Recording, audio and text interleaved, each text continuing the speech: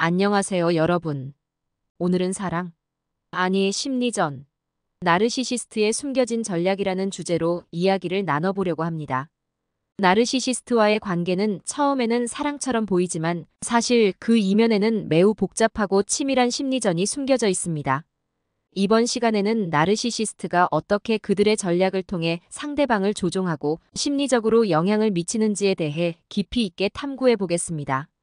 구체적인 사례와 연구 결과를 바탕으로 이야기를 풀어갈 테니 끝까지 함께 해주세요. 나르시시스트와의 연애는 처음에는 마치 꿈같이 달콤하게 시작됩니다. 이들은 상대방에게 지나칠 정도로 관심과 애정을 쏟아부으며 마치 상대방이 세상에서 가장 특별한 사람인 것처럼 느끼게 만듭니다. 이들은 상대방에게 과도한 칭찬과 선물 공세를 퍼부으며 자신의 완벽한 모습만을 보여줍니다.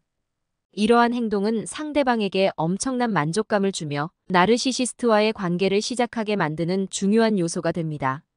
2016년에 발표된 한 연구에 따르면 나르시시스트는 연애 초기 단계에서 자신을 매우 매력적이고 이상적인 파트너로 보이게 하는데 뛰어난 능력을 가지고 있다고 합니다. 이들은 상대방이 자신에게 완전히 빠져들도록 만들어 그들이 원하는 대로 상대방을 조종하기 위한 기초를 다집니다. 이 과정에서 상대방은 자신이 나르시시스트에게 진정으로 사랑받고 있다고 믿게 되며 그들과의 관계에 점점 더 깊이 빠져들게 됩니다.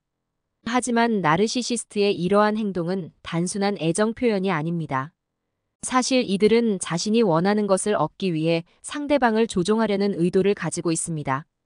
이들이 사용하는 첫 번째 전략은 이상화입니다. 이들은 상대방을 마치 완벽한 사람인 것처럼 대우하며 상대방이 자신에게 완전히 의존하게 만듭니다. 예를 들어, 나르시시스트는 상대방에게 너는 내가 만나본 사람 중 가장 특별해라며 그들이 자신에게 얼마나 중요한 존재인지를 끊임없이 강조합니다. 이러한 행동은 상대방에게 큰 만족감을 주고 나르시시스트에게 더욱 의존하게 만드는 역할을 합니다. 하지만 시간이 지나면 나르시시스트는 이상화 단계에서 벗어나 평가절하 단계로 넘어갑니다.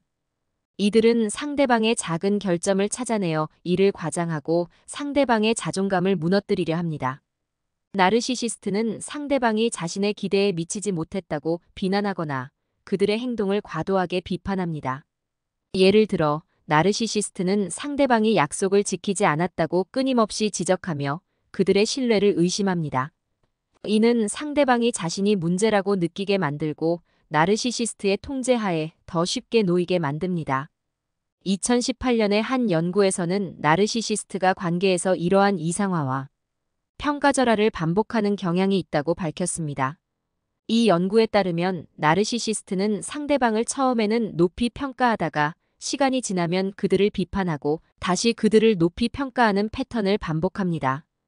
이러한 행동은 상대방이 나르시시스트의 사랑을 되찾기 위해 끊임없이 노력하게 만들고 그들과의 관계를 끊어내기 어렵게 만드는 주요 원인 중 하나입니다. 나르시시스트는 이러한 패턴을 통해 상대방을 심리적으로 조종하고 그들이 원하는 대로 행동하게 만듭니다. 이 과정에서 나르시시스트는 가스라이팅이라는 심리적 조작 기법을 사용하기도 합니다. 가스라이팅은 상대방이 자신의 기억이나 감각, 현실 인식을 의심하게 만들어 나르시시스트의 통제하에 두는 전략입니다. 예를 들어, 나르시시스트는 상대방이 과거의 사건을 잘못 기억하고 있다고 주장하거나 그들이 너무 민감하게 반응한다고 비난하며 상대방을 혼란스럽게 만듭니다. 이로 인해 상대방은 자신의 판단을 의심하게 되고 점차 나르시시스트의 말을 믿게 됩니다. 한 사례로 한 남성이 나르시시스트 여자친구와의 관계에서 겪은 가스라이팅 경험을 들 수 있습니다. 처음에는 그녀가 매우 다정하고 사랑스러운 사람으로 보였지만 시간이 지나면서 그녀는 그의 모든 행동을 비판하고 그가 기억하는 사건들을 부정하기 시작했습니다. 그녀는 그가 과거의 한 말을 왜곡하거나 그가 잘못된 결정을 내렸다고 주장하며 그의 자존감을 점차 낮췄습니다. 결국 그는 자신이 문제라고 믿게 되었고 그녀의 통제에 더 쉽게 굴복하게 되었습니다. 나르시시스트는 또한 사이클링이라는 전략을 사용하여 상대방을 혼란스럽게 만듭니다. 사이클링은 상대방을 이상화하고 평가절하한 뒤 다시 그들을 이상화하는 패턴을 반복하는 것을 의미합니다.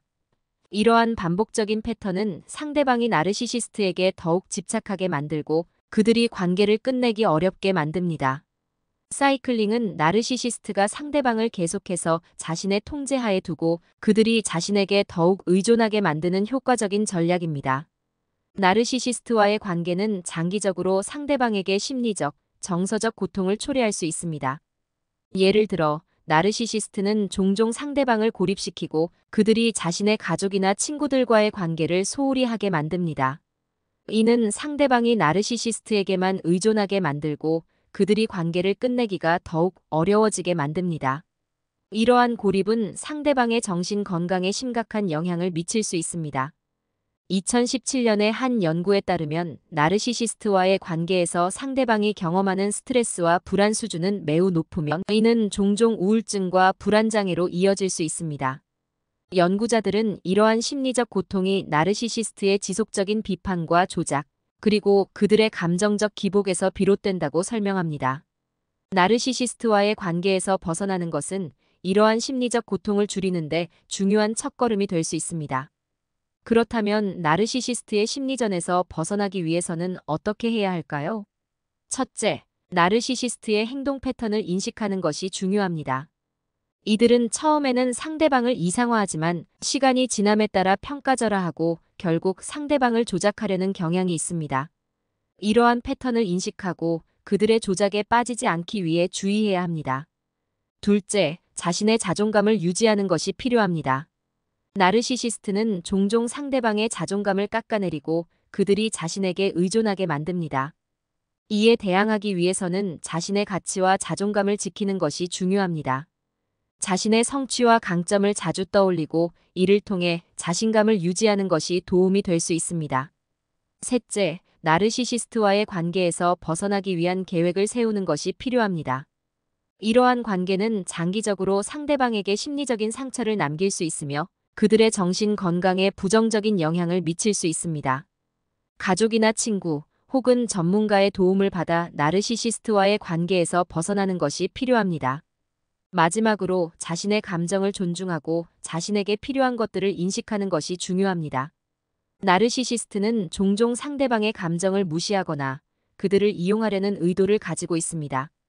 이에 대항하기 위해서는 자신의 감정을 존중하고 자신에게 필요한 것들을 인식하며 이를 적극적으로 표현하는 것이 필요합니다. 오늘 이야기가 여러분에게 도움이 되었기를 바랍니다. 나르시시스트의 심리전과 그들의 전략, 그리고 이러한 관계에서 벗어나는 방법에 대해 알아보았습니다. 다음 시간에도 더 흥미로운 주제로 찾아뵙겠습니다. 감사합니다.